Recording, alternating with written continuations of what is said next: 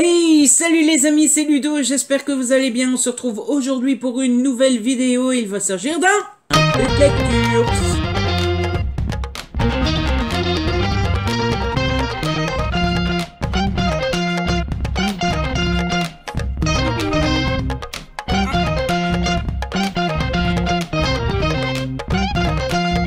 Comme d'habitude, dans ce genre de vidéo, je vais vous présenter 4 livres. 4 livres que j'ai lus il y a pas trop longtemps.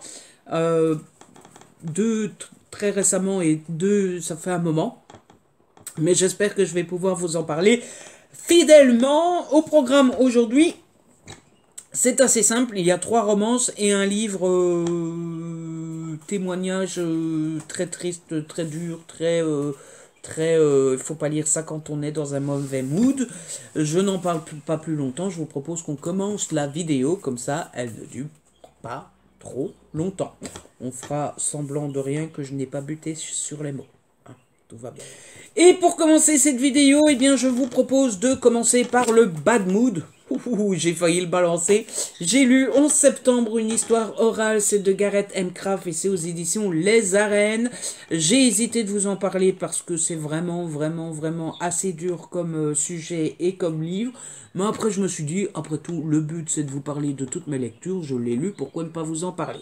Alors, vous l'aurez compris, c'est un livre qui s'intéresse au 11 septembre, sauf que ce livre a une particularité assez particulière, c'est que ce n'est pas seulement un livre qui vous raconte ce qui s'est passé le 11 septembre, ni même qui vous raconte heure par heure, ni même qui vous explique d'une façon ou d'une autre, d'un point de vue ou d'un autre. Non, c'est Monsieur Gareth M. Craft qui a pris la peine, qui a très fortement travaillé, qui a eu un courage de ouf. Le livre coûte très cher, 24,90 €, mais vu le travail qu'il a fait, c'est mérité, puisqu'il a rassemblé plus de 500 témoignages. 500 témoignages de personnes qui ont directement vécu le 11 septembre. C'est trop méga, trop bien fait. Vous vous doutez bien, j'ai lu beaucoup de livres sur les États-Unis, etc. Et donc j'ai lu beaucoup de livres sur le 11 septembre. C'est le meilleur livre que vous puissiez trouver sur le 11 septembre. Alors, le schmilblick c'est bien fichu. Vous avez à chaque fois des chapitres qui suivent chronologiquement la journée du 11 septembre. Et donc vous avez par exemple ici, après l'effondrement. Et vous avez à chaque fois des petits paragraphes, des tout petits paragraphes en italique qui vous expliquent ce qui vient de se passer, où on en est dans la journée, etc. Donc ceux qui ont survécu à l'effondrement de la tour sud sont sortis dans un décor méconnaissable, perdus et traumatisés. Certains ont fouillé en courant, tandis que d'autres ont préféré fouiller les décombres en quête d'un signe de vie. Voilà, ça c'est l'auteur qui nous explique. Et après, à chaque fois, vous avez les témoignages de tous ceux qui ont vécu le 11 septembre en direct. Ils étaient sur place, ils étaient vraiment dedans, voilà, il n'y avait pas plus proche qu'eux. Donc on a les témoignages l'un après l'autre, et on l'a dans l'ordre. Donc là, le matin, quand tout se passe bien, etc., la journée commence, il ne s'est rien passé, etc. Et puis le premier avion qui arrive, le deuxième, le Pentagone, la Pennsylvanie, la première tour qui s'effondre, la deuxième tour qui s'effondre, etc., etc. Et à chaque fois d'un chapitre à l'autre, une fois on suit les personnes qui étaient dans cette tour-là, une fois on suit les personnes qui étaient dans cette tour-là, une fois on suit les pompiers, une fois on suit les policiers, une fois on suit l'équipe du président Bush, etc., etc., etc. C'était... Oh, je me rends compte que mon pull, il a un problème. Regardez. Oh là là, qu'est-ce que c'est cette histoire? Oui, je me déconcentre très facilement. Et c'était vachement bien fait et vachement intéressant. Par contre, c'est très dur à lire de temps en temps. Déjà parce qu'on a le témoignage de proches de gens qui sont morts. Donc forcément, on sent dans leurs témoignages qu'ils ont perdu quelqu'un pendant cette terrible journée et que les plaies ne se sont toujours pas refermées et que ces personnes leur manquent toujours et que c'est un traumatisme à vie pour eux. C'est très dur à lire parce que on a des moments où on enregistre. En fait, on a les enregistrements des passagers dans les avions qui ont essayé de téléphoner à leurs proches, etc. Et donc, on sent dans l'enregistrement la personne qui sait très bien que dans 2 minutes, elle est morte. Et que donc, elle envoie un message à sa femme pour lui dire qu'elle l'aime. Et je me souviendrai toujours de ce témoignage de ce mec. Il sait qu'il va mourir, il a compris et il téléphone à sa femme. Et plutôt que de lui dire j'ai peur, je vais mourir, etc., il lui dit non, il lui dit juste je t'aime, dis aux enfants que je t'aime, que je les aime, occupe-toi des enfants et surtout je veux que tu sois heureuse. Donc retrouve quelqu'un d'autre, refais ta vie, sois heureuse, etc. C'était d'une émotion, mais juste d'en reparler, je vais pleurer. C'était terrible. Et puis, surtout, d'autres formes de témoignages qui sont très durs à lire aussi, c'est que forcément vous êtes avec les gens qui sont dans les tours après les attaques. Une fois que les avions sont rentrés dans les tours, ce n'est qu'un amas de décombres rempli de fumée, rempli de flammes et pardon, ça va être brutal, mais il y en a qui sont morts brûlés vifs. Et donc, lire des témoignages de gens qui étaient là à ce moment-là, c'est lire des témoignages de gens qui ont vu d'autres personnes mourir vifs devant eux, brûler vifs devant eux. C'est des témoignages qui vous disent le type il était là, sa peau avait fondu, sa peau était noire, cramée, etc. etc. Donc c'est vachement intéressant parce qu'on vit le 11 septembre de l'intérieur, on le vit vraiment avec des gens qui l'ont vraiment vécu. C'est pas un truc où on prend du recul et où on ne fait qu'expliquer. C'est un truc qu'on vit à fond grâce aux gens qui l'ont vécu. Mais du coup, forcément, c'est très très très dur à lire pour différentes raisons. Je viens de vous les expliquer. Et c'est vachement bien fichu. Mais ne lisez pas ça. Essayez de prendre du recul et puis ne lisez surtout, surtout, surtout pas ça quand vous êtes déjà dans un mauvais mood et quand ça ne va pas parce que c'est pas ça qui va arranger les choses. Clairement. Bon, on va essayer de changer les idées, moi y compris, parce que j'ai l'émotion qui montait en parlant. C'est vraiment un livre très très très marquant. Et on va parler de romance, un truc beaucoup plus léger tout de même. Tout d'abord, niveau romance, j'ai lu Fan Squat de C.S. Quill, c'est aux éditions Hugo dans la collection New Romance.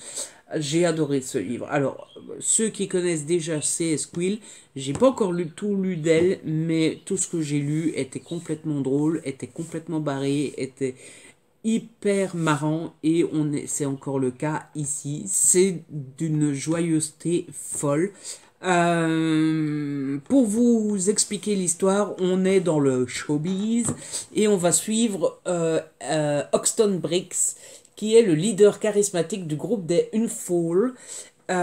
Et en fait, Hoxton est chanteur depuis des années. Tout le monde le connaît comme chanteur, tout le monde le considère comme chanteur, etc. Hoxton aime beaucoup ça, sauf que, et on découvrira pourquoi, et je vais vous laisser la surprise, mais pour une raison particulière, le cinéma a toujours tenu à cœur à Hoxton et il a toujours voulu en faire. Le problème, c'est que quand vous avez une carrière, que vous êtes mondialement connu, etc., etc., comme chanteur, vous pouvez pas dire du jour au lendemain, je fais du cinéma. Tout d'abord parce que la communauté qui vous suit pour la chanson et pas pour le cinéma, donc ils en ont rien à secouer. Ça, par contre, tout le monde connaît. Quand vous avez une chaîne YouTube sur les livres, vous faites une vidéo sur le cinéma, tout le monde s'en tape. Comment Ludo il règle ses comptes au passage? C'était pas du tout voulu, c'était pas le cas. Mais bon, force est de constater que c'est vrai. Quand on fait une vidéo qui sort du champ d'action habituel, ça marche pas. Et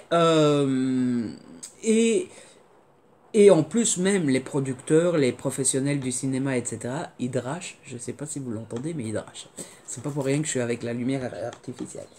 Et en plus, les professionnels, les producteurs, etc., ne vous prennent pas au sérieux. Et donc, Hoxton a absolument besoin de réorienter sa communauté pour que sa communauté, petit à petit, se fasse à l'idée qu'il va faire du cinéma. Et puis, que les professionnels le prennent au sérieux.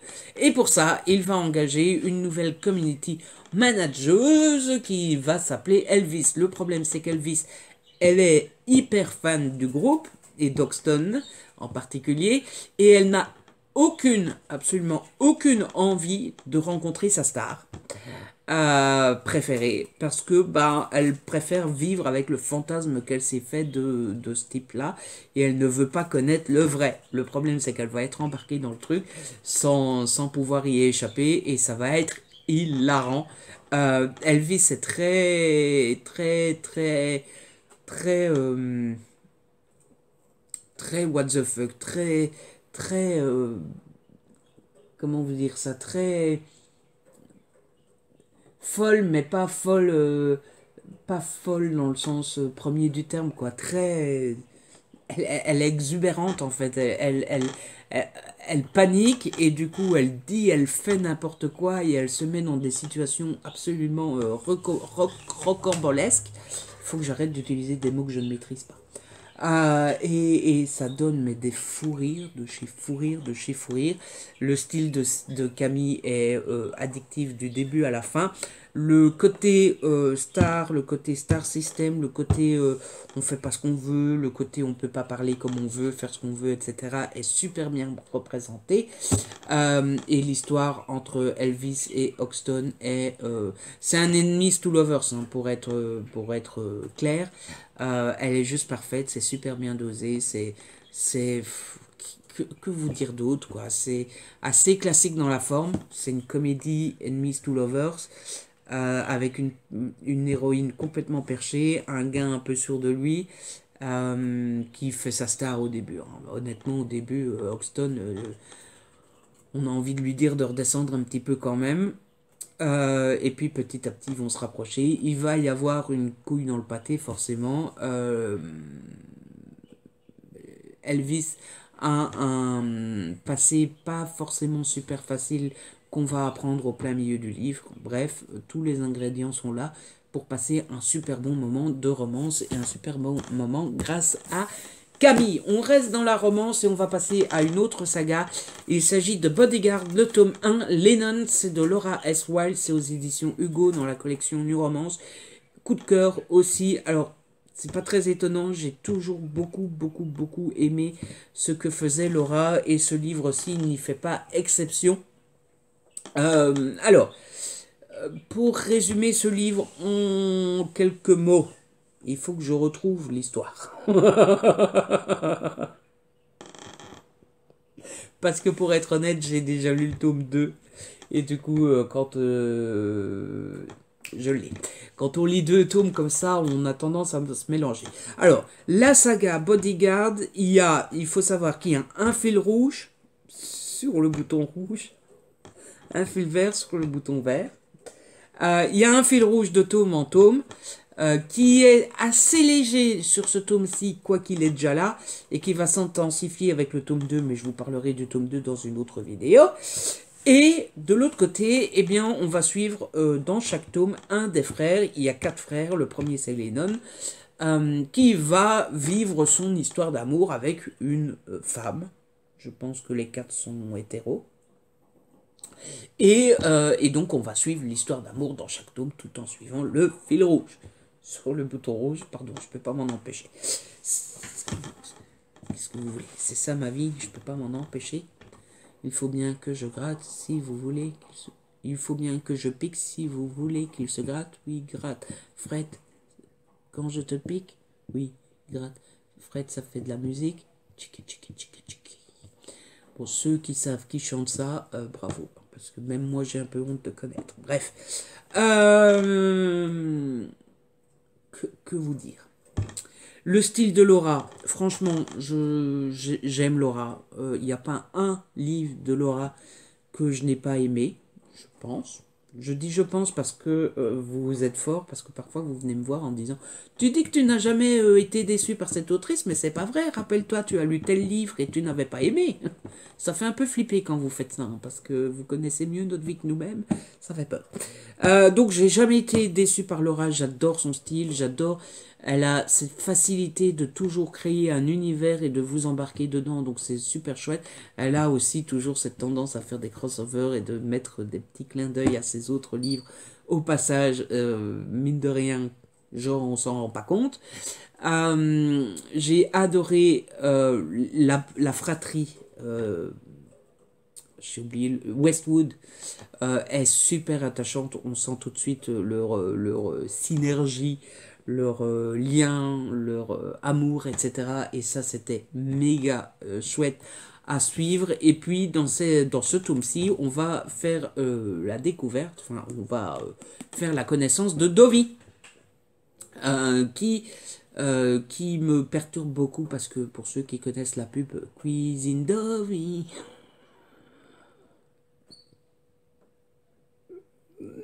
et donc dans ce tome, on va rencontrer Dovie.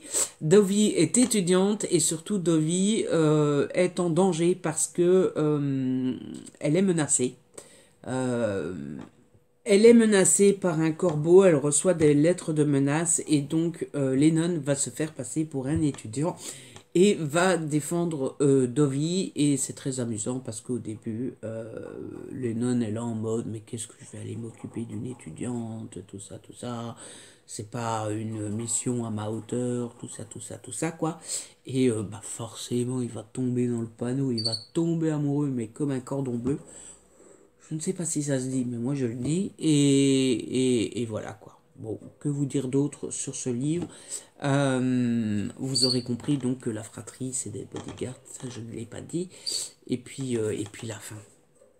Oui, alors ça c'est une autre spécialité de l'ami Laura.